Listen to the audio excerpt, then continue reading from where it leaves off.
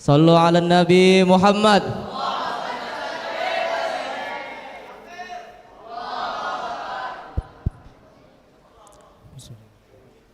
Assalamualaikum warahmatullahi wabarakatuh. Bismillahirrahmanirrahim. Alhamdulillahi rabbil alamin. Hamdan yufi ni'ama yukafi mazida. Ya Rabbana lakal hamdu kama yanbaghi li jalilika wa azimi sultani. Allahumma salli ala sayyidina wa habibina Muhammadin khatimil anbiya'i wal mursalin wa ala alihi wa ashabihi ajma'in. Amma ba'd.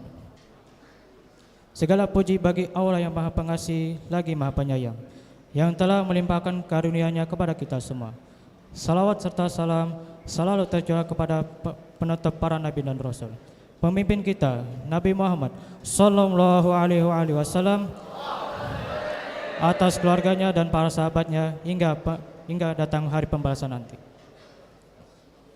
Dan saya hormati guru pengasuh pondok pesantren kita Al-Habib Ali Ridha bin Husain Al-Qadiri dan saudara beliau Al-Habib Abdurrahman bin Husain Al-Qadiri. Kita doakan beliau berdua, semoga Allah memberikan rezeki yang lancar dan sehat walafiat, memberikan panjang umur dan lancar urusan dunia dan akhirat. Amin amin ya rabbal alamin. Dan saya hormati seluruh dewan guru yang mengajar kita di dalam pondok pesantren Sapi Tanuanaja, yang mana saya tidak bisa menyebutkan nama-nama beliau satu persatu tanpa mengurangi rasa hormat saya kepada beliau semua. Dan saya hormati pula seluruh santri pondok pesantren Sapi Tanuanaja yang saya tidak bisa menyebutkan nama beliau satu persatu tanpa mengurangi rasa hormat beliau semua. Alhamdulillah, kita bersyukur kepada Allah karena masih diberi kesempatan menyambut di bulan Muharram yang mulia ini. Dan salah satu bulan dari bulan-bulan yang mulia, yaitu Muharram, Zulhijjah, Dzulqa'dah dan Rajab. Sebagaimana hadis Nabi sallallahu alaihi wasallam, sebagaimana dalam surah At-Taubah ayat 36 yang berbunyi, inna iddatash syuhri indallahi isna asyara syahrun fi kitabillahi yauma khalaqas samawati wal arda minha haramun arba'atun hurumun. Yang artinya, sesungguhnya bilang bulan-bulan di sisi Allah 12 bulan dalam ketetapan Allah pada hari menciptakan langit dan bumi, diantaranya 4 bulan haram. Imam Fakhruddin Ar-Razi dalam tafsir Al-Fakhri Razi juz 16 ayat 54 halaman 53 menjelaskan bahwa setiap perbuatan maksiat di bulan haram akan mendapatkan siksa yang lebih dahsyat. Dan begitu juga sebaliknya, perbuatan taat kepada Allah itu akan dilipatkan ganda pahalanya. Beliau mengatakan, ma'nal harami anal maksiata fiha asyatu iqaban wa ta'ata fiha akasyal sawaban. Artinya, maksud haram itu adalah sesungguhnya perbuatan maksiat itu memperoleh siksa yang pedih, dan perbuatan taat kepada Allah itu memperoleh pahala yang banyak. Di dalam bulan Muharram ini, Nabi sallallahu alaihi wasallam menganjurkan kepada kita agar memperbanyak amal ibadah, amal kebaikan yang akan menjadi penolong kita di dunia maupun di akhirat. Terutama di bulan Muharram ada satu hari yang sangat istimewa bagi umat Nabi Muhammad sallallahu alaihi wasallam, yaitu hari Asyura. Hari Asyura adalah hari yang ke-10 dari bulan Muharram. Di dalamnya banyak sekali kejadian-kejadian yang bersejarah bagi agama Islam. Berentah itu dari berupa berita gembira ataupun berita kesedihan. Contohnya adalah berita kegembiraan adalah selamatnya Nabiullah Musa dan Nabiullah Harun alaihimussalam dan beliau berdua dari kejaran Raja Firaun dan tentaranya. Sembuhnya Nabiullah Ayub alaihissalam dari penyakit-penyakitnya, dan dibebaskan Nabiullah Yusuf alaihissalam dari penjaranya dan lain-lain. Adapun peristiwa menyedihkan pada hari Asyura adalah terbunuhnya tunde baginda Nabi Muhammad sallallahu alaihi wasallam.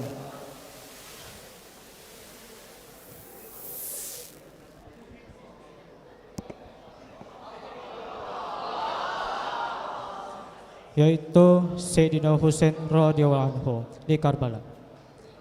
Akan tetapi kita sebagai seorang muslim tidak dianjurkan untuk menampakkan kesedihan kita pada hari itu. Seharusnya ketika kita bersedih dianjurkan untuk bersabar dan tabah. Tidak sampai melukai menyakiti badan dengan pedang atau dengan senjata tajam. Sebagaimana hadis Nabi sallallahu alaihi wasallam, laisa minna man lata al khudada wa syaqal jawaba wa da'a bid'a wal jahiliyati. Artinya, bukan termasuk golongan kami orang-orang memukul-mukul pipi-pipinya dan merobek-merobek baju dan seru-seruan orang-orang jahiliyah. Maka pada hari Asyura kita diminta untuk menampakkan kegembiraan dalam bentuk syukur kita kepada Allah Subhanahu wa taala. Dibarengi amal yang akan disebut dalam bentuk syair, summa sil zur aliman yudak tahil ra'sal yatimi wa tasaddaq wa qatasil qasi 'alal iyali kul falim qalim zufran wa suratul ikhlasi kul alfa tasil. Pertama, berpuasa. Kedua, mengerjakan sholat sunnah. Ketiga, menyambungi tali silaturahmi. Keempat, berkunjung ke orang alim. Kelima, menjenguk orang sakit. Keenam,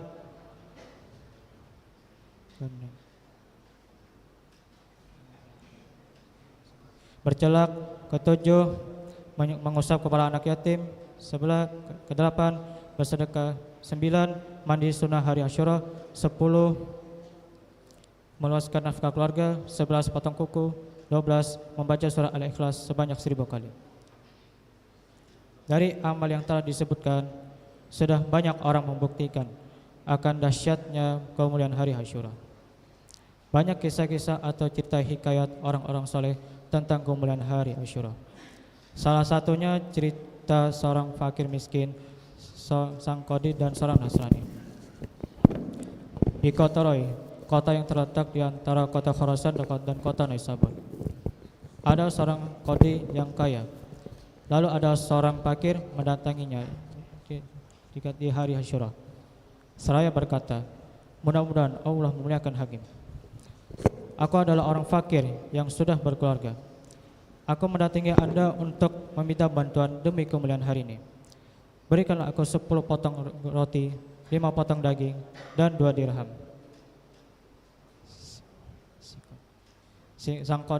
Sang Qadi pun menjanjikannya akan memberinya di waktu zuhur. Maka si fakir mendatanginya di waktu zuhur. Lalu si Qadi memberinya akan di waktu sore. Tatkala sore telah tiba, ternyata si Qadi pun tidak memberi sesuatu pun. Si fakir pun pergi dalam keadaan hati yang tersakiti. Lalu dia melewati seorang Nasrani yang sedang duduk di dekat pintu rumahnya. Si fakir berkata kepadanya, demi kemuliaan hari ini, berikan aku sesuatu. Si Nasrani bertanya, hari apakah ini?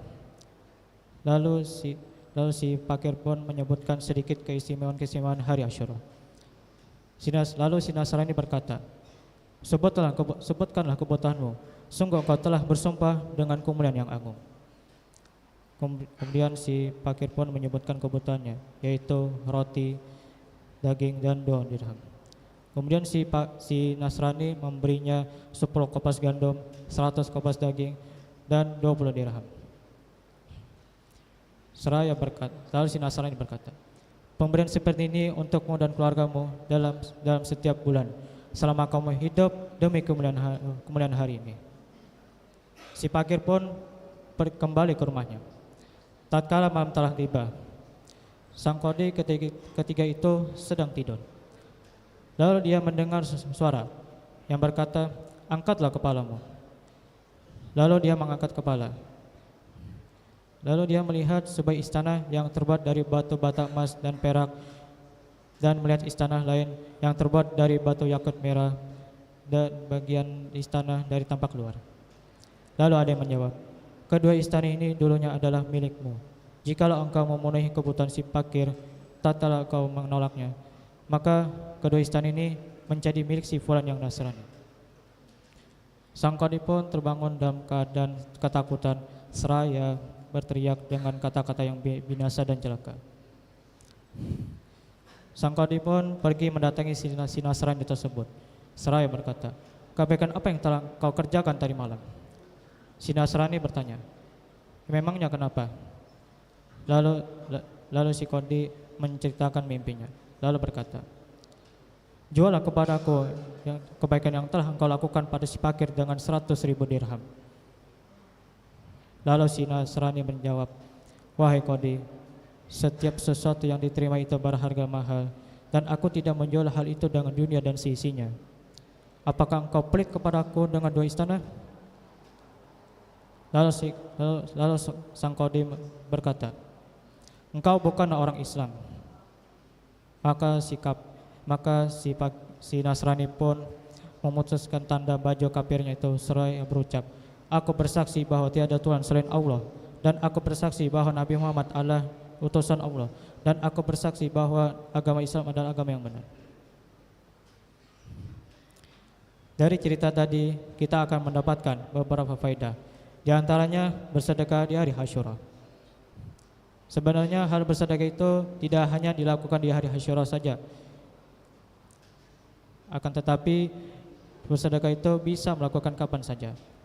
Bahkan dalam keadaan tidak memiliki apa-apa bisa melakukan sedekah. Mau dia kaya, miskin, tua, atau muda, laki-laki atau perempuan, sakit atau sehat, selama dia ada kemampuan untuk bersedekah, maka dia tetap mendapatkan ganjaran berupa pahala di akhirat untuk bekal di akhirat nanti. Seperti sedekah seorang suami, seorang ayah kepada istri dan anaknya untuk memenuhi kebutuhan ataupun keperluan mereka. Contohnya yang hari-hari biasanya memberikan nafkah cuma 500.000, maka pada hari Asyura dilebihkan menjadi 1 juta. Insya Allah Allah akan melampaukan rezekinya dalam setahun. Sebagaimana hadis Nabi SAW, "Man wasa'a ala iyalihi yawma asyuraha wa sa'alallahu alaihi fi sanatihi kulliha." Artinya, barang siapa yang melampaukan rezeki untuk keluarganya di hari Asyura, maka Allah akan melampaukan rezekinya dalam setahun penuh. Pada hadis yang lain, qala Nabi SAW, ma naqusa malun min sadaqatin. Harta itu tidak berkurang dari sebab bersedekah. Semoga kita termasuk orang-orang yang dapat mengamalkan faedah ini, walaupun kecil, walaupun kelihatan mudah. Tetap kita juga sampai meremehkannya. Semoga Allah menjadikan kita orang yang bertakwa dalam istiqomah, mematuhi perintah-perintahnya dan menjauhi segala larangannya. Amin. Mungkin hanya sampai di sini saja. Kurang lebihnya mohon maaf yang sebesar-besarnya. Apabila ada salah kata, tolong dimaafkan. Wabillahi taufiq wal hidayah. Assalamualaikum warahmatullahi wabarakatuh. Lanjut kepada peserta berikutnya, santri atas nama Hamim Jazuli, falyatafaddal mashkuran. Sallu ala Nabi Muhammad.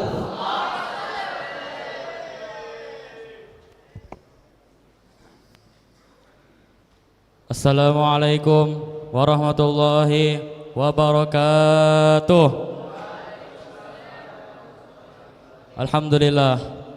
Alhamdulillahilladzi 'allama bil qalam, 'allamal insana ma lam ya'lam. Wassalatu wassalam ala sayyidina wa nabiyyina wa habibina wa syafi'ina Muhammad sayyidil anam wa ala alihi wa sahbihi wa man tabi'ahum bidinil Islam. Amma rabbi syrah li sadri wa yassir li amri wa hlul 'uqdatam min lisani yafqahu qawli. Amin. Puji dan syukur atas kehadirat Allah Subhanahu wa taala yang telah melimpahkan rahmat dan taufiknya kepada kita dan yang telah mengumpulkan kita di dalam masjid ini dalam keadaan sehat walafiat, dan yang telah memberikan nikmatnya yang sangat banyak kepada kita semua, bahkan sampai saking banyaknya sampai kita tak bisa menghitungnya, sebagaimana firman-Nya, wa in ta'uddu ni'matallahi la tuhsuha. Dan yang artinya, dan jika kalian menghitung nikmat Allah, maka niscaya kalian tak akan bisa menghitungnya. Salawat serta salam selalu tercurahkan atas junjungan kita, Nabi besar, Nabi agung, Nabi akhir zaman, Nabi Muhammad sallallahu alaihi wasallam, yang diutus rahmatan lil alamin dan untuk menyempurnakan akhlak, sehingga beliau menjadi suri tauladan yang baik bagi kita. Sebagaimana sabda beliau, innama bu'itstu liutammima makarimal akhlak, yang artinya hanya saja aku diutus hanya untuk menyempurnakan kemuliaan akhlak. Sampai-sampai Allah memuji saking sempurnanya akhlak beliau. Bayangkan, Allah memuji bukan manusia. Manusia jika memuji itu bisa jadi dua, bisa jadi ia bertambah sombong di dalam dirinya, atau bisa jadi dia bersemangat dalam amalnya. Namun Allah yang memuji, Allah memuji pasti kemuliaan yang bertambah, sebagaimana dalam firman-Nya, wa innaka la'ala khuluqin azim, sesungguhnya engkau wahai Muhammad benar-benar memiliki budi pekerti yang luhur. Pertama-tama yang saya hormati guru kita Al-Habib Ali Ridha bin Husain Al-Qadiri dan beserta saudara beliau Al-Habib Abdurrahman bin Husain Al-Qadiri, juga seluruh Dewan Asatid dan staf-staf yang berkhidmat di Pondok Safinatun Najah ini, yang tak bisa saya sebutkan namanya satu persatu tanpa mengurangi rasa hormat seulun kepada marbuhannya semua. Semoga beliau semua dipanjangkan umurnya, dilancarkan rezekinya, dimudahkan segala urusannya baik dunia maupun akhirat. Amin amin ya rabbal alamin. Dan hormat ulun juga kepada buhan-buhan pian sesepuh santri yang sedang mendengarkan. Semoga kita diberikan semangat di dalam menuntut ilmu dan dimudahkan dalam menuntut ilmu, membanggakan orang tua kita, dan bisa mengambil ilmu dan barokah dari guru-guru kita. Amin amin ya rabbal alamin. Al-Fakir berdiri di sini hanya untuk menyampaikan sepatah atau dua patah kata yang mungkin tak akan kalian dengarkan ataupun perhatikan, sebab buhan pian ini sepuh semua sudah tahu bahwa bulan Muharram itu adalah bulan yang mulia. Setahun berlalu, hari berganti minggu, minggu berganti bulan, dan bulan berganti tahun. 1 tahun sudah kita lalui, baik sukanya maupun dukanya. Namun yang menjadi pertanyaannya adalah, apakah kita sudah meningkatkan takwa kita di tahun sebelumnya? Apakah kita sudah meningkatkan amal-amal soleh kita di tahun sebelumnya? Apakah kita sudah mengisi waktu peluang kita yang terbuang sia-sia? Ini yang perlu dipertanyakan. Makanya Allah memberi bulan Muharram sebagai solusinya. Bulan Muharram bukan sembarang bulan. Bulan Muharram ini adalah bulan yang mulia. Mulianya nggak ada obat. Kenapa? Karena bulan Muharram nih disebutkan di dalam Al-Quran walaupun tak ada teks Muharramnya. Ustadz Wahyuddin pernah berkata, sesuatu jika disebutkan di dalam Al-Quran itu bisa dua. Pertama, bisa jadi sesuatu itu mulia, bertambah mulia karena disebutkan di dalam Al-Quran, seperti para anbiya, para solihin, dan lain sebagainya. Dua, bisa jadi sesuatu itu adalah kehinaan dan bertambah hina karena disebutkan di dalam Al-Quran, dilaknatlah, seperti Qarun, Fir'aun, dan lain sebagainya. Bulan Muharram termasuk bulan yang disebutkan di dalam Al-Quran. Namun walaupun tak ada teks Muharramnya di dalam Al-Quran. Di dalam firman-Nya Quran surah At-Taubah ayat 36, A'udzubillahi minasyaitonirrajim. Bismillahirrahmanirrahim. Inna iddatash syuhuri 'indallahi 12 syahran fi kitabillahi yauma khalaqas samawati wal arda minha arba'atun hurum.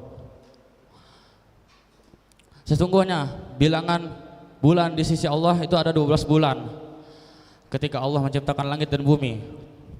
Di antaranya ada 4 bulan haram. Di dalam tafsir disebutkan 4 bulan yang dimaksud dengan 4 bulan haram ini adalah Dzulqa'dah, Dzulhijjah, Muharram dan Rajab.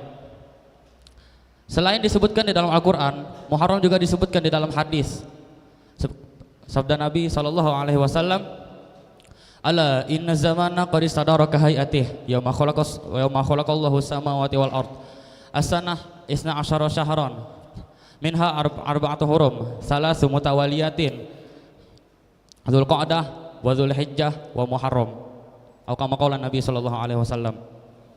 Yang artinya, ketahuilah bahwa masa itu berputar seperti biasanya ketika Allah menciptakan langit dan bumi. Dalam satu tahun itu ada 12 bulan. Di antaranya ada 4 bulan yang haram. 3 bulan haram itu berturut-turutan, Dzulqa'dah, Dzulhijjah dan Muharram. Apa yang dimaksud dengan bulan haram? Kita di bulan mulia memang sangat dianjurkan untuk beramal soleh, sebagaimana ulama telah mewajibkan kita untuk beramal soleh. Maka ketika kita beramal di bulan yang mulia, bahkan disebutkan di dalam kalamullah dan hadis Nabi, maka ini pahalanya akan berlipat ganda.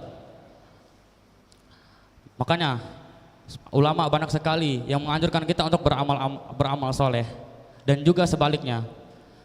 Lanjutan dari firman Allah Quran surah At-Taubah ayat 36 tadi adalah fala tadlimu fihinna anfusakum. Maka janganlah kalian menzalimi diri kalian pada 4 bulan haram tadi. Yang dimaksud menzalimi diri sendiri apa? Di dalam tafsir disebutkan bil ma'asi, dengan maksiat. Janganlah kalian menzalimi dengan maksiat. Artinya, jika orang melakukan maksiat di dalam bulan yang mulia itu, maka seakan-akan ia mengotori bulan yang suci itu. Makanya dosanya dilipat gandakan. Apalagi terlebih titelnya santri yang dimuliakan oleh Allah, dan malaikat rela diinjak-injak sayapnya karena ridho apa yang mereka tuntut. Dalilnya adalah surah Al-Ahzab ayat 30, ya nisa'an nabi may ya'ti minkunna bi fahishatin mubayyinah yudha'af lahal 'adzab dhi'afain. Wahai istri-istri Nabi, janganlah kalian siapapun di antara kalian yang berbuat keji yang nyata, maka akan diazab bagi mereka azabnya 2 kali lipat. Mengapa azab mereka dilipat gandakan? Karena mereka adalah perempuan-perempuan pilihan Allah, istri Nabi. Mereka mulia, sebagaimana juga santri. Mereka adalah laki-laki yang mulia, yang dimuliakan oleh Allah. Nah, maka tak pantas bagi mereka untuk bermaksiat di dalam waktu itu. Makanya disebutkan dalam Al-Quran itu yudha'af lahal 'adzab dhi'afain, dilipat gandakan azab 2 kali lipat. Maka tak pantas untuk melakukan itu. Jadi kita seharusnya beramal soleh seperti yang sudah dilakukan oleh para ulama kita yang terdahulu. Terlebih di dalam bulan Muharram itu ada satu hari yang sangat mulia yang bertepatan pada tanggal 10 Muharram, yaitu hari Asyura. Dan tentunya kita sudah banyak tahu, para sesepuh seperti kalian ini, bahwa di hari Asyura itu banyak peristiwa-peristiwa yang sangat tak bisa kita lupakan. Seperti baik peristiwa itu duka maupun suka. Seperti peristiwa duka yang telah diceritakan oleh muhadir kita sebelumnya, menceritakan tentang wafatnya Sayyidina Husain di Karbala. Memang itu menusuk hati umat muslim, dan adalah peristiwa duka di hari Asyura. Dan peristiwa sukanya adalah dijawabnya doa Nabi Musa dan Nabi Harun.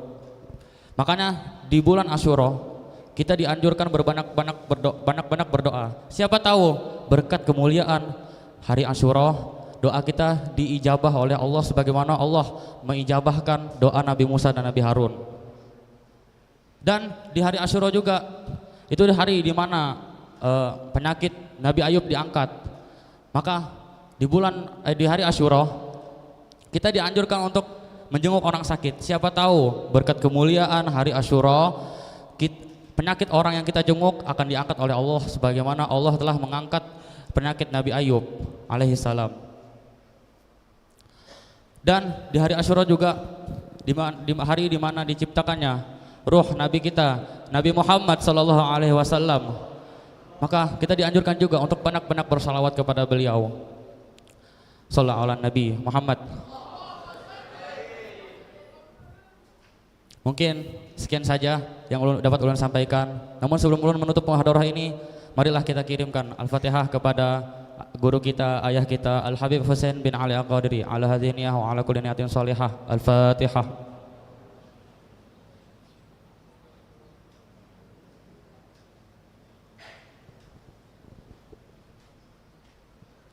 Wabillahi taufik wal hidayah wa ridha wal inayah. Assalamualaikum warahmatullahi wabarakatuh.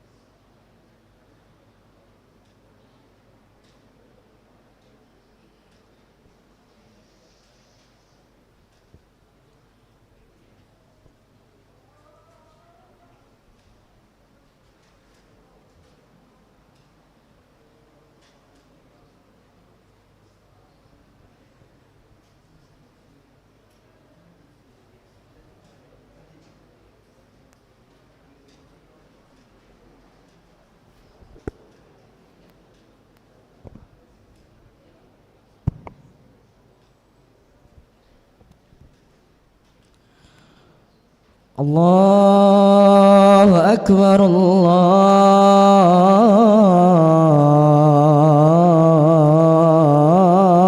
الله أكبر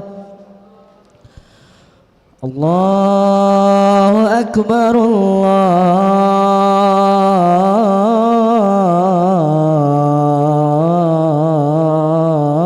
الله أكبر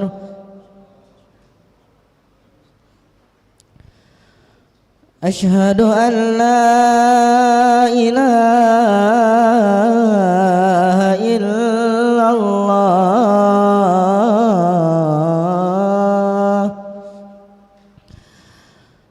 أشهد أن لا إله إلا الله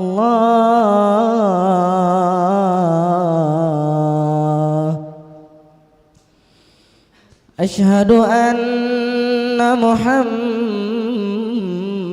رسول الله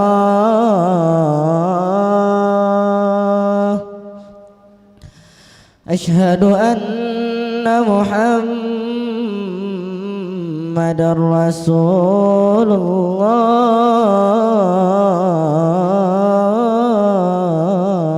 الله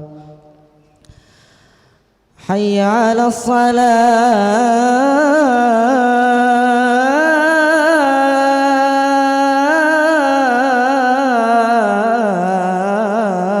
الصلاة حي على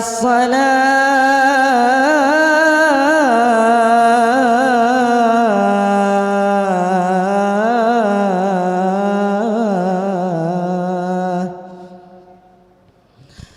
حي على الفلاح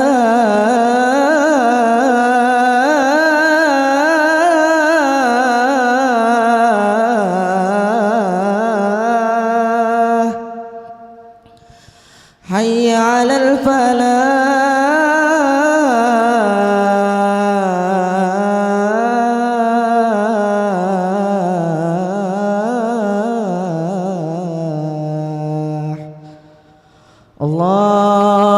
أكبر الله أكبر لا إله إلا الله.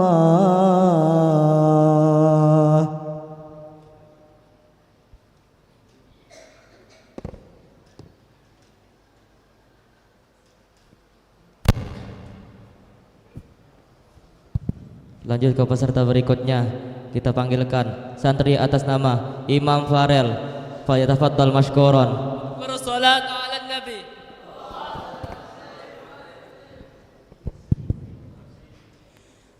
Assalamualaikum warahmatullahi wabarakatuh.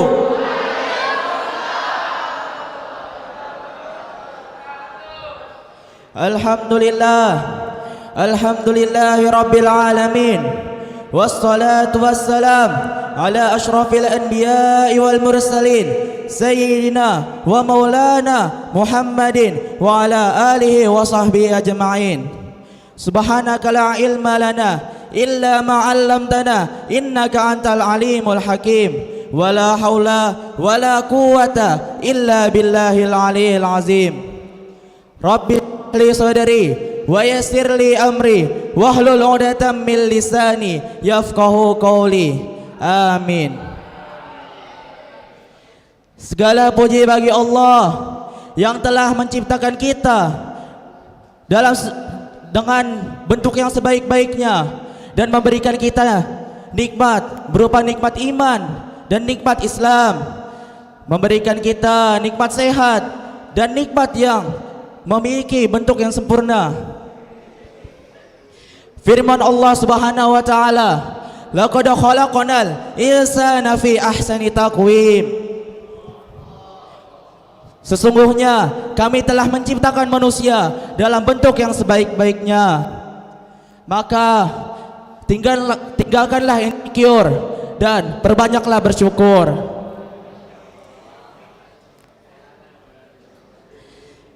Firman Allah Subhanahu wa taala pula, la in syakartum la azidannakum.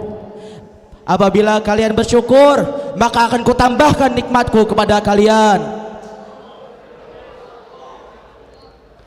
Contoh misalnya, ada fulan yang memiliki muka pas-pasan saja.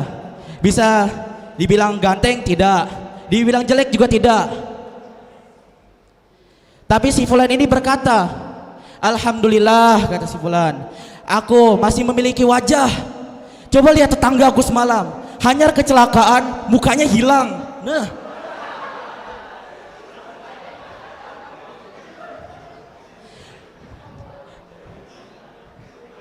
yang kecelakaan pula yang semalam patut bersyukur juga.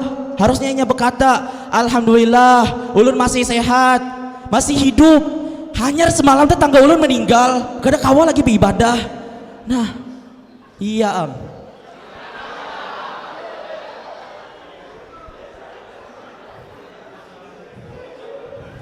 Kemudian salawat serta salam kita selalu haturkan, kita selalu junjungkan kepada Nabi kita, Nabi besar, Nabi agung, Nabi Muhammad sallallahu alaihi wasallam.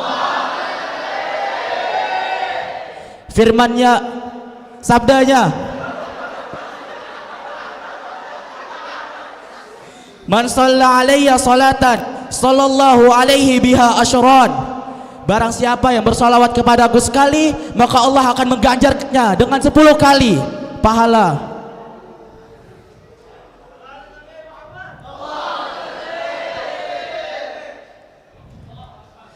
Kemudian yang saya hormati Al-Habib Ali Ridha bin Husain Al-Qadiri dan Al-Habib Abdurrahman bin Husain Al-Qadiri.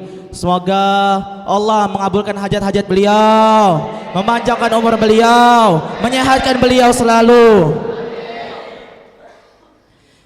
Dan para asatidz dan dewan guru dan para staf yang berkhidmat di Ponpes Safinatun Najah yang tidak bisa ulun sebutkan namanya satu persatu tanpa mengurangi rasa ta'zim dan hormat ulun kepada beliau semua. Semoga Allah memanjangkan umur beliau, menyehatkan beliau, agar beliau tetap bisa mengajarkan kita ilmu-ilmu yang bermanfaat yang dapat menyelamatkan kita di dunia maupun di akhirat kelak. Amin ya rabbal alamin. Syahrul Muharram, bulan Muharram adalah salah satu dari bulan-bulan yang sangat mulia di sisi Allah Subhanahu wa taala. Firman Allah Subhanahu wa taala, "Inna iddata syuhuri indallahi 12 syahran fi kitabillah yauma khalaqas samawati wal ard minha arba'atun hurum. Dzalikat dinul qayyim fala tazlimu fihinna anfusakum." Yang artinya sesungguhnya bulan di sisi Allah Subhanahu wa taala ada 12 bulan yang telah ditetapkan oleh Allah Subhanahu wa taala saat Allah menciptakan langit dan bumi. Di antaranya ada 4 bulan yang mulia. Maka itu adalah ketetapan agama yang kuat, dan janganlah engkau menzalimi dirimu sendiri di dalam bulan-bulan tersebut. Bulan Muharram ini adalah salah satu dari bulan-bulan yang haram. Maksudnya haram di sini bukan haram yang kita kenal seperti biasanya, seperti anjing haram, khamar haram. Bukan. Disebutkan oleh Imam Fakhruddin dalam kitab tafsir Al-Fakhr Razi juz 16 halaman 53 yang berbunyi, "Wa ma'nal haram inna ma'siyata fiha ashadda iqaban wa anna ta'ata fiha aktsara thawaban." Makna haram adalah apabila kita bermaksiat di dalamnya, maka siksalah yang akan lebih pedih diberikan kepada kita, dan apabila kita taat di dalamnya, maka kita akan diberikan pahala yang sangat banyak oleh Allah Subhanahu wa taala untuk kita semua.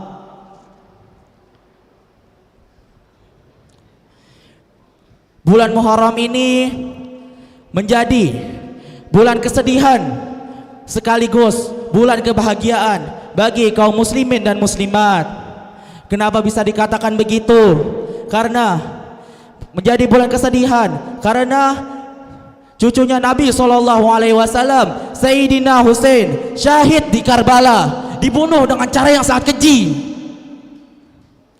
Kemudian dikatakan bulan yang bahagia pula karena Allah menciptakan Nabi Allah Adam dan beserta istrinya pada bulan tersebut, menyelamatkan Nabi Nuh alaihi salam beserta kaumnya dari banjir bandang, menyelamatkan Nabi Ibrahim alaihi salam saat beliau ingin dibakar, mengeluarkan Nabi Yusuf alaihi salam saat dipenjara, dan mengembalikan penglihatan Nabi Yakub alaihi salam.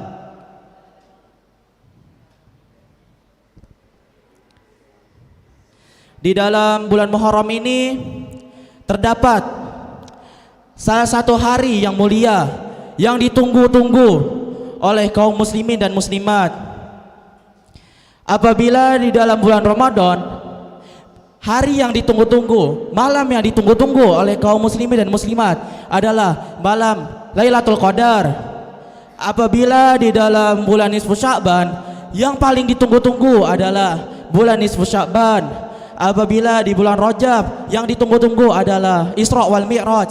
Maka di dalam bulan Muharram ada satu hari yang ditunggu-tunggu oleh kaum muslimin dan muslimat, yaitu tahu hari apa? Hari apa coba? Hari Asyura.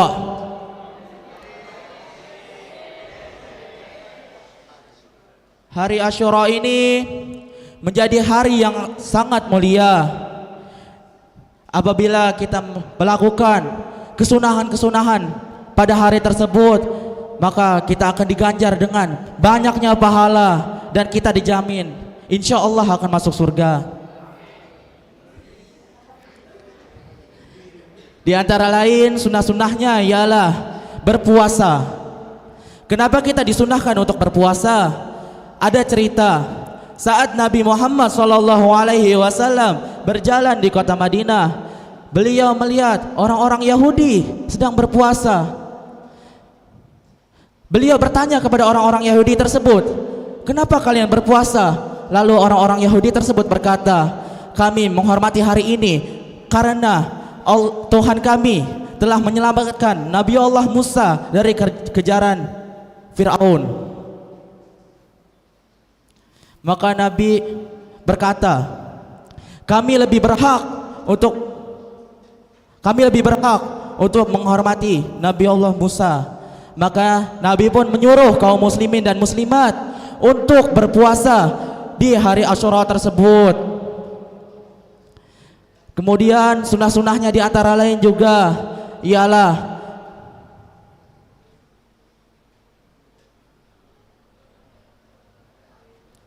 menyambung tali silaturahmi. Menyambung tali silaturahmi itu tidak seperti zaman sekarang, bukan yang agar tali silaturahmi tidak terputus minjam dong 100, bukan.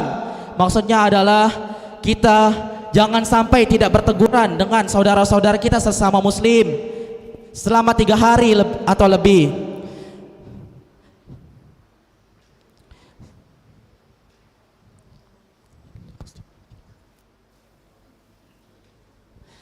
Sabda Nabi SAW, la yahilu lil muslimin an yahjura akahu fawqa thalathin, faman hajara fawqa thalathin famata dakhalan nar. Yang artinya tidaklah halal, haram bagi muslimin untuk tidak bertegur sapa dengan saudaranya selama 3 hari atau lebih.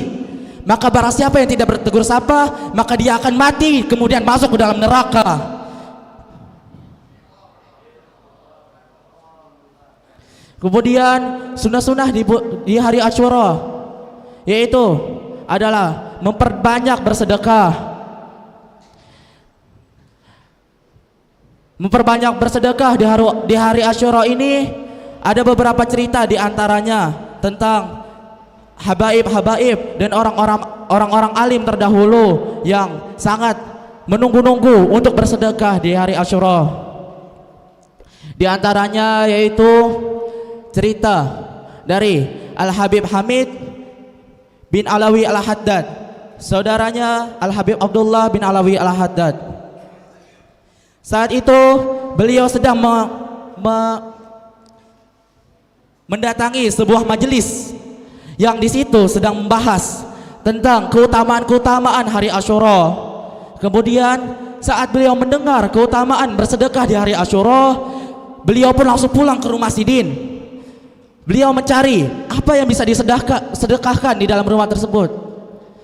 Beliau mencari ke sana kemari, mencari, tapi tetap tidak menemukan apapun. Kemudian beliau pun teringat ada pakaian istri beliau. Maka beliau pun mengambil pakaian itu, kemudian menyedekahkannya semuanya.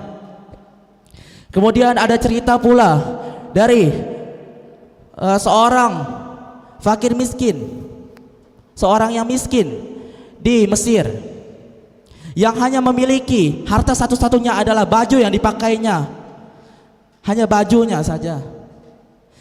Saat itu beliau sedang sembahyang subuh di Masjid Amr bin As radhiyallahu an.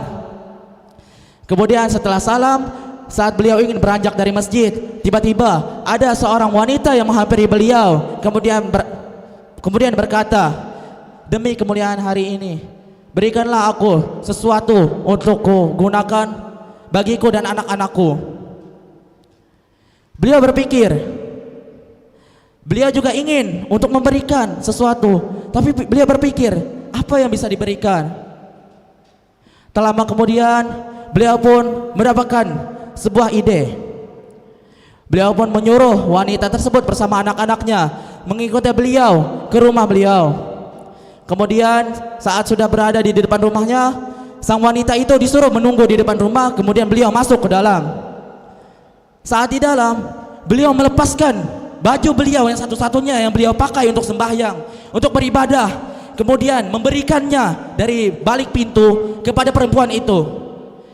Kemudian perempuan itu berkata, "Semoga Allah memberikanmu dan memakaikanmu pakaian dari surga." Pada malam harinya, saat beliau tertidur, beliau termimpi. Beliau melihat seorang bidadari mendatangi beliau dan membawa sebuah apel yang sangat wangi.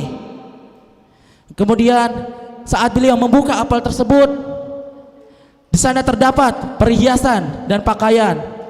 Kemudian beliau bertanya kepada perempuan tersebut, kepada bidadari tersebut, "Siapakah engkau sebenarnya?"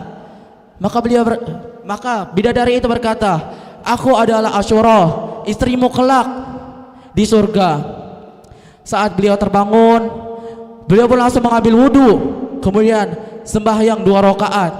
Setelah sembahyang, beliau pun berdoa kepada Allah, "Ya Allah, apabila yang dimimpiku tadi adalah benar-benar istriku di surga, maka cabutlah nyawaku."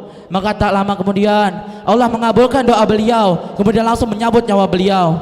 Seketika beliau pun langsung meninggal pada saat itu. Di antara sunnah-sunnah lainnya di hari Asyura adalah mengusap kepala anak yatim. Ulun terlupa hadisnya, tapi yang ulun ingat artinya aja. Apabila kita mengusap kepala anak yatim, maka setiap helai rambut yang melewati tangan kita, maka itu dihitung 1 pahala. Kemudian dihapus 1 dosa dan diangkat 1 derajat kita. Kemudian sunnah-sunnahnya juga adalah memperbanyak nafkah terhadap keluarga. Sabda Nabi SAW, "Man wasa'a ala iyalihi yauma Asyura wasa'allahu fi sanatihi kulliha." Barang siapa yang meluaskan nafkah terhadap keluarganya pada hari Asyura, maka Allah akan meluaskan rezekinya setahun penuh baginya. Maka bagi bagi wali-wali santri yang menonton, mungkin bisa tahun depan yang misalnya setiap minggu dikirimi kah 100, bisa kalau pada hari Asyura kirimi 500 kah, yang dikirimi 100 bisa kah 1 juta. Begayan aja, begayan.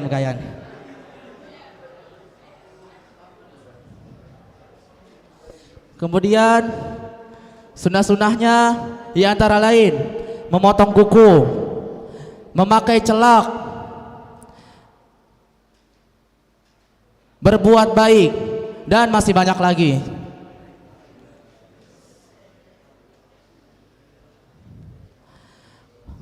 Tapi walaupun di bulan-bulan haram, bulan-bulan yang mulia, di hari-hari yang mulia, sudah disebutkan, kita sudah banyak mendengar ceramah-ceramah tentang keutamaan-keutamaan apabila kita taat di dalamnya, dan apa saja balasan-balasan apabila kita bermaksiat di dalamnya. Tapi tetap saja ada manusia yang melakukan perbuatan-perbuatan yang menyeleneh, yang tidak sesuai dengan ajaran Nabi SAW. Seperti mabuk-mabukan, mencuri, saling membunuh, berperang, bahkan sampai berzina. Firman Allah Subhanahu wa taala, "La taqrabuz zina, innahu kana fahishatan wa sa'a sabila." Janganlah kalian sekali-sekali mendekati zina. Sesungguhnya zina adalah perbuatan yang sangat keji dan adalah salah satu dari jalan yang sangat buruk.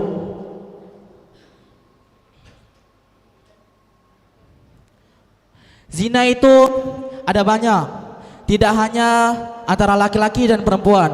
Zina itu ada yang namanya zina mata, zina telinga, zina mulut, zina tangan, dan zina kaki. Kalau misalnya zina antara laki-laki dan perempuan, kemungkinan besar kita di sini semuanya mungkin jarang melakukan, bahkan mungkin tidak ada yang tidak pernah. Tapi apabila zina tangan, pasti hampir semuanya pernah melakukannya.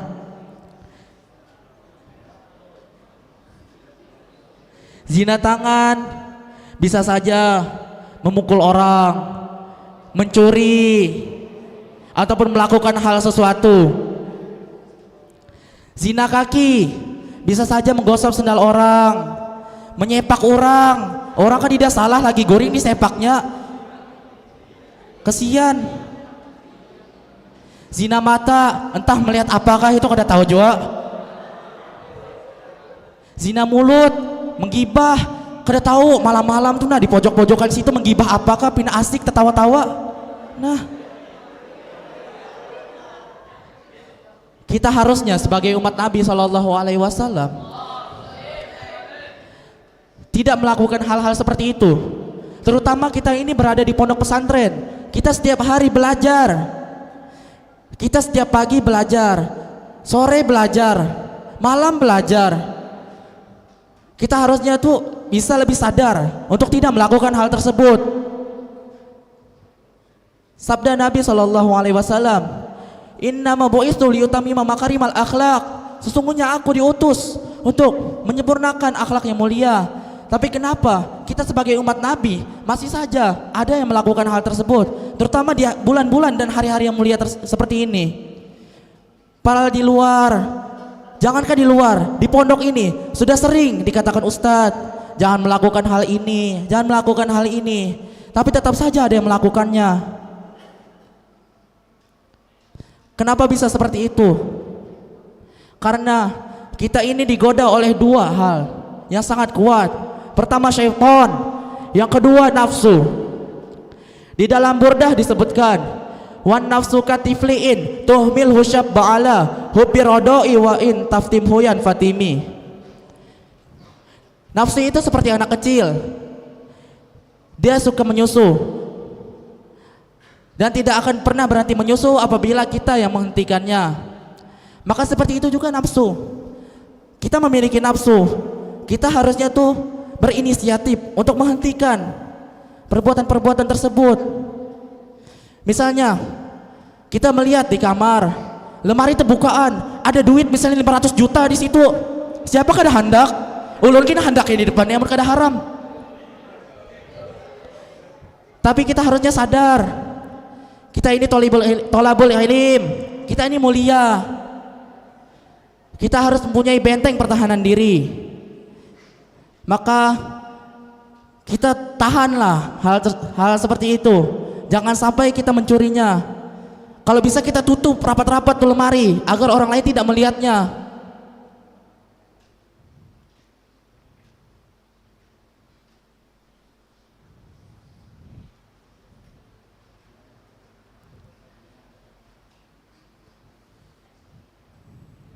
Mungkin sini dulu yang bisa Ulan sampaikan.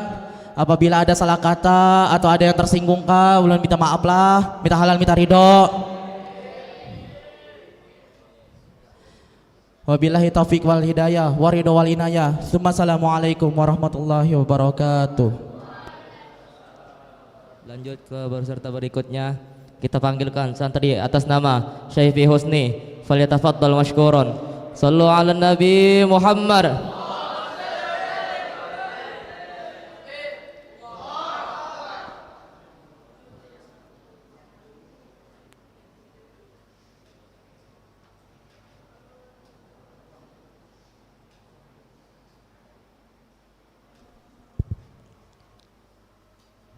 Assalamualaikum warahmatullahi wabarakatuh. Alhamdulillahirabbil alamin wassalatu wassalamu ala asrafi anbiya'il mursalin sayyidina wa maulana Muhammadin wa ala alihi washabihi ajmain. Amma ba'du. Pertama-tama marilah kita panjatkan puji dan syukur kepada kehadirat Allah Subhanahu wa taala yang mana atas rahmat dan karunia-Nya lah kita dapat berkumpul dengan sehat walafiat di tempat ini.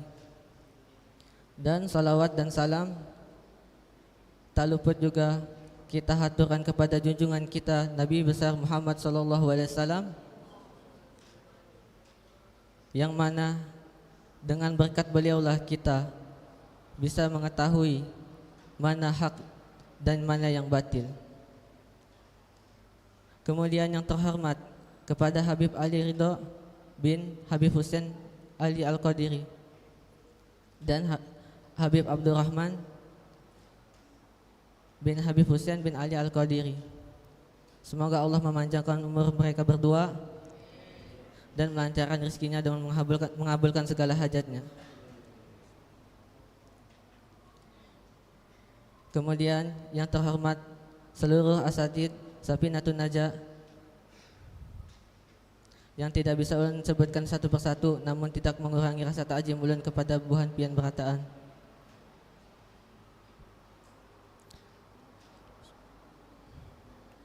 Bulan Muharram sudah kita ketahui banyak terjadi keajaiban-keajaiban, keutamaan-keutamaan di bulan Ramadan. Terciptanya bumi dan terbebasnya Nabi Yusuf dan selamatnya Nabi Ibrahim alaihissalam dari kezaliman Raja Namrud.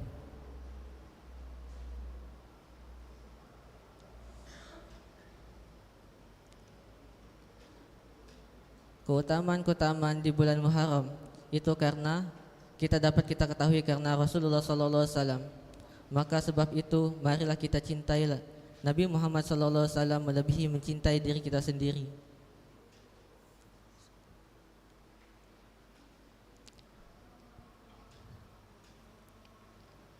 Berkenaan dengan cinta, cinta terbagi dua. Ada yang cinta yang menyelamatkan, ada juga cinta yang membuat kita sengsara. Cinta yang menyelamatkan adalah mencintai kekasih Allah Subhanahu wa taala, yaitu Nabi besar Muhammad sallallahu alaihi wasallam. Dan cinta yang menyengsarakan kita adalah mencintai terlalu dalam kepada makhluk, terutama lawan jenis. Berhubungan dengan cinta, ada sebuah puisi yang masih ulun ingat sampai sekarang. Cinta tak harus selalu memiliki. Terkadang kita harus melepaskan cinta, walau harus terlukanya hati ini, walau harus meneteskan air mata di pipi. Tak selamanya cinta berakhir bahagia. Terkadang cinta berakhir dengan duka. Kesedihan yang tiada tara menghilangkan cita dan asa. Dengarlah wahai insan pujangga, berani mengenal cinta, berani untuk terluka. Sebab akhir dari kisah cinta adalah duka dan luka yang mendalam. Seseorang yang terlalu mencintai begitu dalam kepada makhluknya, terutama lawan jenis, itu hanya mengolah luka dan melukis luka begitu dalam, dapat merusak akal pikiran, menyesakkan dada, hilang akal. Bahkan berapa banyak di luar sana gara-gara putus cinta gantung diri, gara-gara putus cinta lari kepada hal-hal negatif. Oleh sebab itu, di bulan yang mulia, tepatnya di awal tahun, yaitu bulan Muharram, lepaskanlah diri kita sebagaimana Allah melepaskan suka duka para anbiya. Lepaskanlah cinta-cinta kepada makhluk. Begitupun marilah kita olah di bulan ini untuk mencintai Rasulullah sallallahu alaihi wasallam. Sebagaimana yang syair ulun pernah ulun lantunkan bahari, sekarang ingin ulun lantunkan kembali.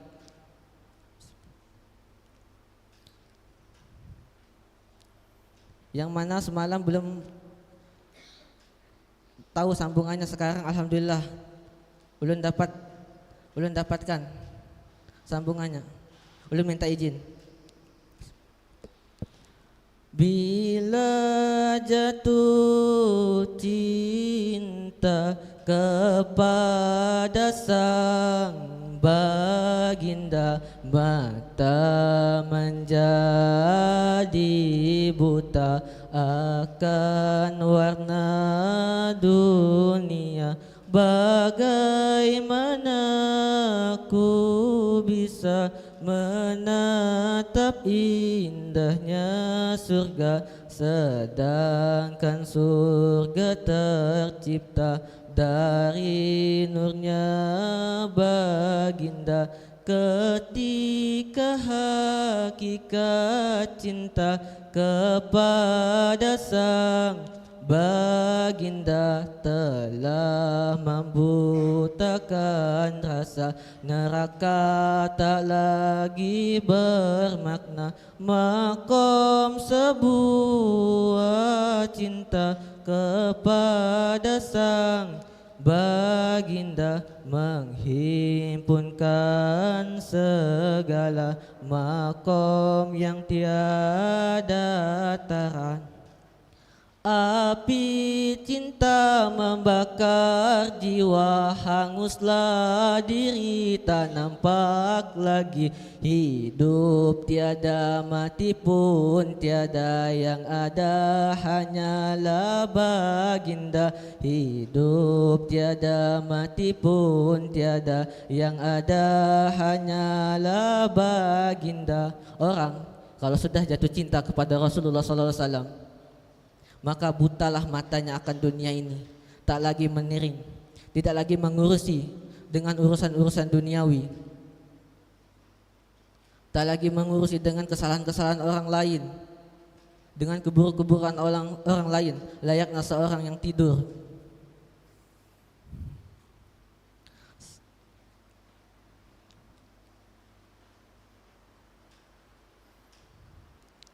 Ketika hakikat cinta telah meracuni jiwa, maka semuanya akan sirna. Api cinta yang membakar jiwa, menghanguskan diri tak nampak lagi. Semua itu dia tidak melihat dirinya, akan tetapi dia sibuk memuji dan memuja kekasihnya.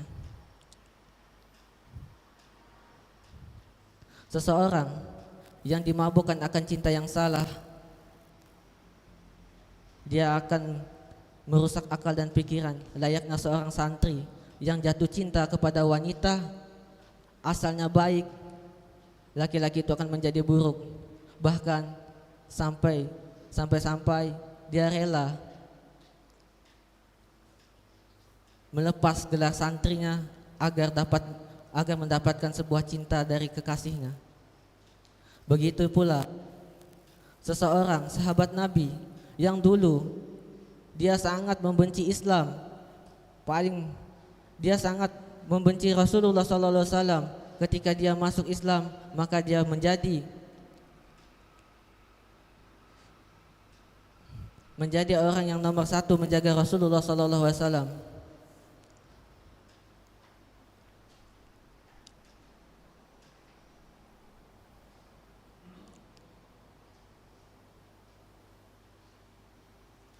Yaitu Sayyidina Umar.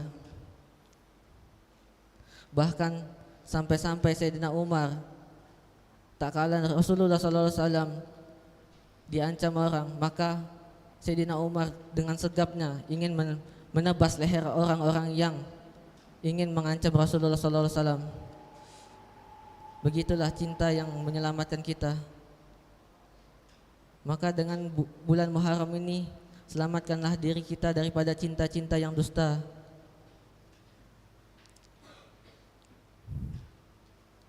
Anjing Ashabul Kahfi, seekor anjing yang dia dengan setia menjaga tuannya yang tertidur di dalam goa sampai anjing itu meninggal. Allah abadikan namanya di dalam Al-Quran. Bagaimana kita seorang santri yang menuntut ilmu agama, yang menjalankan sunnah-sunnah Nabi dan mengamalkan isi Al-Quran, maka pantaslah yarfa'illahu alladzina amanu minkum walladzina utul ilma darajah. Allah meninggikan derajat orang beriman dan berilmu beberapa derajat. Maka pantaslah kita seorang santri penuntut ilmu mendapatkan derajat-derajat yang mulia, layaknya seekor anjing yang diabadikan namanya di dalam Al-Quran. Di dalam menuntut ilmu, bukan untuk bersombong-sombong, bukan untuk bertinggian ilmu, bukan untuk kita mendapatkan hasil duniawi, tapi niatkanlah menuntut ilmu untuk mendapatkan rahmat Allah Subhanahu wa taala dan ridha beliau.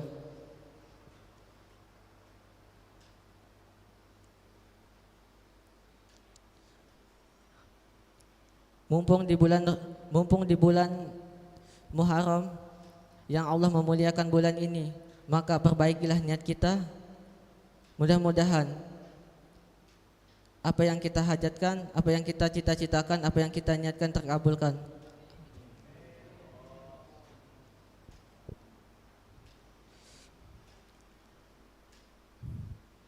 Biarlah kadar cinta kita sedikit kepada Rasulullah, asalkan kita berusaha terus untuk mencintai beliau dan mengikuti ajaran-ajaran beliau. Layaknya sebuah kata-kata, jangan pernah mencintai seseorang setinggi langit, karena langit bisa runtuh.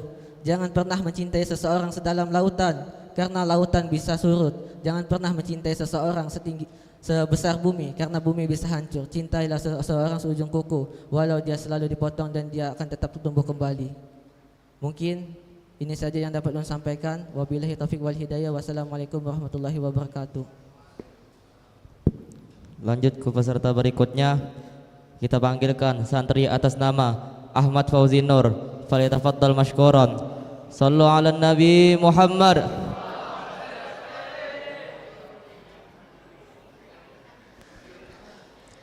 Assalamualaikum warahmatullahi wabarakatuh.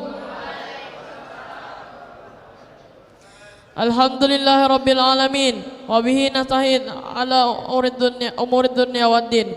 Wassalatu wassalamu ala asrafil anbiya'i wal mursalin sayyidina wa maulana Muhammadin wa ala alihi wa sahbihi ajma'in. Amma ba'd. Pertama-tama marilah kita panjatkan puji syukur kepada kehadirat Allah Subhanahu wa taala, Tuhan semesta alam. Karena Allah kita bisa berkumpul di sini dalam keadaan sehat walafiat. Salat serta salam tercurah kepada junjungan kita Nabi Muhammad sallallahu alaihi wasallam.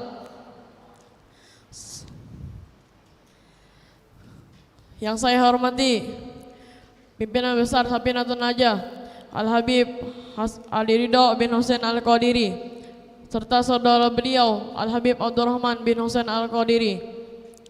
Mudah-mudahan beliau dipanjangkan umurnya, dilimpahkan rezekinya dan disehatkan selalu oleh Allah Subhanahu wa taala. Amin amin ya rabbal alamin. Serta para dewan asatid yang juga Ulun hormati, tapi tidak tahu sebutkan satu persatu namanya tanpa mengurangi rasa hormat Ulun kepada buhan pian semua. Kawan-kawanku sekalian, beberapa hari yang lalu ialah tahun baru Hijriah tahun 1446, dan pada tahun Hijriah ini terdapat satu bulan yang sangat istimewa, yaitu bulan Muharram. Dan pada bulan Muharram ini terdapat satu hari yang sangat istimewa, yaitu hari Asyura, hari ke-10 di bulan Muharram. Banyak peristiwa bersejarah yang terjadi pada hari ini, seperti selamatnya Nabi Musa dari tentara Fir'aun, berlabuhnya perahu Nabi Nuh di Bukit Judi, dan dalam sebuah riwayat disebutkan an Abi Hurairah radhiyallahu an qala, dari Hurairah radhiyallahu an berkata, Maran Nabi sallallahu alaihi wasallam bi unasin minal yahudi qad samu yaum Asyura. Nabi sallallahu alaihi wasallam melewati sekelompok orang Yahudi yang sedang berpuasa di hari Asyura. Qalu ma hadza minas shaum. Nabi bertanya, puasa apa ini? Qalu hadzal yaumul ladzi najjat Musa wa bani Israila minal gharqi wa gharqa fihi Fir'aun.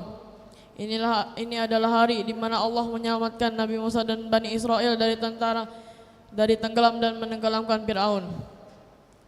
Qalu hadzal yang mustawata fihi safinatu alal judi wasamuhu Nuhun wa Musa syukranillahi ta'ala. Dan hari ini juga adalah hari di mana dan ini adalah hari merapatnya batara Nabi Nuh di Bukit Judi. Maka Nabi Nuh dan Nabi Musa berpuasa sebagai wujud syukur kepada Allah Subhanahu wa taala. Faqala Nabi sallallahu alaihi wasallam, ana ahaku bi Musa wa ahaku bisomi minal yaum. Nabi Muhammad sallallahu alaihi wasallam bersabda, saya lebih berhak dari Nabi Musa dan saya lebih berhak untuk berpuasa di hari ini. Fa'amaru ashabahu bisaum. Nabi pun memerintahkan para sahabatnya untuk berpuasa. Baik amalan-amalan yang bisa dilakukan di hari Asyura ini. Salah satunya ialah satu, puasa Asyura. Disunahkan untuk berpuasa di hari ini. Disunahkan bagi yang mempunyai kemampuan untuk berpuasa di hari ini.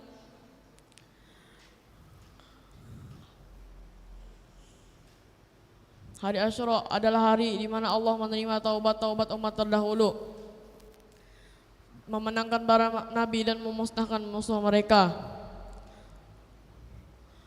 Oleh sebab itu disunahkan berpuasa di hari Asyura sebagai wujud syukur atas anugerah Allah kepada nabi terdahulu. Rasulullah SAW pernah ditanyai mengenai puasa Asyura. Yukaffiru sanatal madiyata. Puasa Asyura dapat menghapus dosa tahun yang lalu. Perhatikanlah bagaimana Allah Subhanahu wa taala memberikan kesempatan kepada kita untuk memulai awal tahun baru ini dengan lembaran yang bersih dari dosa. Hanya dengan berpuasa di hari Asyura, Allah Subhanahu wa taala menghapus dosa yang telah kita lakukan di tahun lalu. Para sahabat begitu bersemangat untuk melakukan puasa Asyura sehingga sebagian dari mereka mengajak anak-anak mereka untuk berpuasa. Sabihah Rubai binti Muawiz berkata, "Fakunna ba'du sawimu subyanana." Setelah itu kami berpuasa di hari itu dan kami untuk berpuasa. Wa naj'alu lahum luqmatan minal ihni a'tayna, dan kami membuat mainan dari kain wol untuk mereka. Fa idza baka ahadum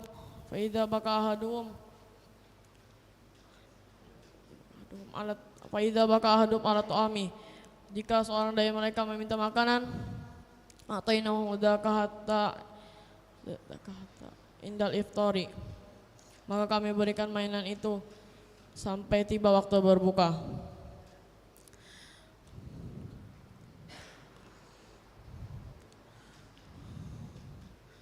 Yang kedua,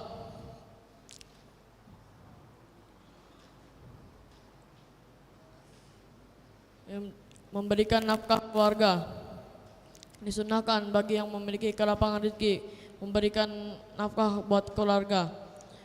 Rasulullah SAW bersabda, "Man wasa'a ala ahlihi yawma Asyura wasa'allahu alaihi sa'ira sanatihi." Barang siapa yang memberi kelapangan atas keluarganya pada hari Asyura, maka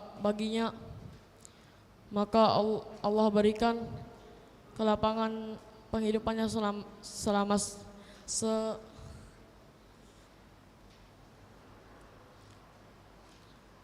sepanjang tahun. Yang ketiga, amalan lain. Banyak amalan lain yang bisa dilakukan di hari Asyura ini. Salah satunya melakukan sholat sunnah 4 rakaat dengan membaca 51 kali surah Al-Ikhlas. Yang kedua, mengunjungi para ulama. Yang keempat, menjenguk orang sakit.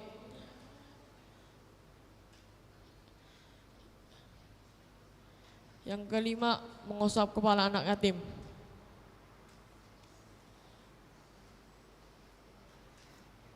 Mungkin hanya ini saja yang saya bisa sampaikan. Kurang lebihnya saya minta maaf. Wassalamualaikum warahmatullahi wabarakatuh. Bismillahirrahmanirrahim.